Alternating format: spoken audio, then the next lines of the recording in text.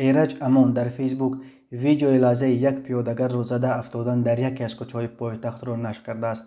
در ویدیو دیده می شود که راننده یک ماشین گرانبهای رنگش سفید با رقم‌های کروتوی 2001 OO01 برابر ثبت شدن رنگ چراغک را با شست به حرکت می درآید. در همین لحظه یک جوان پیاده‌گرد می خواهد سراسیمه را عبور کند. راننده با یک طرف ماشین جوان را می زند و او در روی راه می افتد. راننده ماشین کروتوی گویا چیزی نشده باشد به حرکتش دوام می دهد و از جای حادثه غیب می زند. رانندگان ماشین های دیگر برعکس منتظر می ایستند تا جوان در راه افتاده به پا بخیزد. جوان بعد چند لحظه به پای خود راست می شود و شتابان از راه بیرون می شود. این ویدیو تماشابینان را در ابراز نظر به چند گروه جدا کرده است.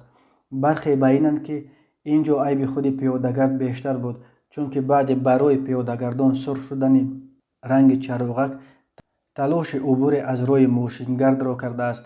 اما گروه دیگر میگوید هرچند پیاده‌گرد بی‌عیب نبود، این بر رانندگان نباید حق بدهد که پیاده‌گرد را به چنین شکل پخش بکنند.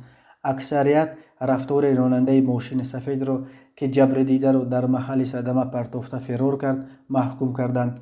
راه‌های تاجیکستان از لحاظ صدمه خطرناک دانسته می‌شوند.